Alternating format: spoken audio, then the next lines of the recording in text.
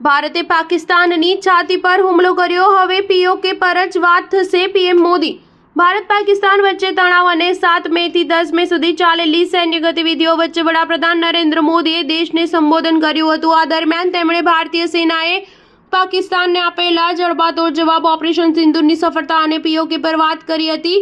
આ દરમિયાન તેમણે સ્પષ્ટ ચેતવણી આપતા કહ્યું કે હવે પાકિસ્તાન સાથે માત્ર આતંકવાદ અને પીઓકે પર જ વાત થશે। પાકિસ્તાન પર વાત કરતા નરેન્દ્ર મોદીએ કહ્યું કે તાજેતરમાં જ દેશનું સામર્થ્ય અને સંયમ બંને જોવા મળ્યા। હું સૌથી પહેલા દેશની સેનાઓ, ગુપ્તચર એજન્સીઓ અને વિજ્ઞાનીઓને સલામ કરું છું। આપણા વીર સૈનિકોએ ઓપરેશન સિંદૂરના લક્ષ્યો પ્રાપ્ત કરવા માટે વીરતા દેખાડી। આતંકવાદી હુમલા બાદ આતંકવાદ વિરુદ્ધ કડક કાર્યવાહી કરવા માટે તમામ નાગરિકો, તમામ વર્ગો, તમામ રાજકીય પક્ષો એક સ્વરે ઊભા થયા। અમે ભારતીય સેનાને આતંકવાદીઓ વિરુદ્ધ આકરી કાર્યવાહી કરવા માટે તમામ ખુલ્લી છૂટ આપી દીધી। વડાપ્રધાન મોદીએ કહ્યું, ઓપરેશન સિંદૂરને ભારતની તમામ દીકરીઓ, બહેનો અને માતા નામે પાર પડાયું। પહલગામમાં રજાઓ માણી રહેલા દેશવાસીઓને ધર્મ પૂછીને મારવામાં આવ્યા, જે દેશને તોડવાનો નિંદનીય પ્રયાસ હતો। ભારતની સેનાઓએ પાકિસ્તાનમાં આતંકવાદીઓના ઠેકાણાઓ અને ટ્રેનિંગ સેન્ટરો પર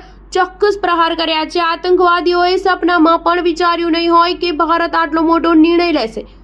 જ્યારે દેશ એક થાય છે, દેશ પહેલાની ભાવના ઊભી થાય છે અને રાષ્ટ્ર સર્વોપરી થાય છે, ત્યારે કડક વલણો અને નિર્ણયો લેવામાં આવે છે અને પરિણામ પણ દેખાડવામાં આવે છે। તેમણે કહ્યું કે ઓપરેશન સિંદૂર ન્યાયનો અખંડ સંકલ્પ છે। આતંકવાદીઓ અને તેમના આકાઓએ સિંદૂરને દૂર કરવાની કિંમત સમજી લીધી છે।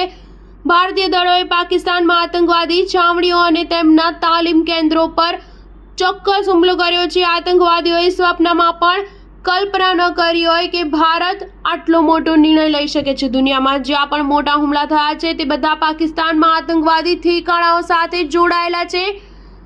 બહાવલપુર અને મોરદકે વૈશ્વિક આતંકવાદની યુનિવર્સિટીઓ રહી છે। સ્ટાર ન્યૂઝ 7 હંમેશા સચ્ચાઈની સાથે।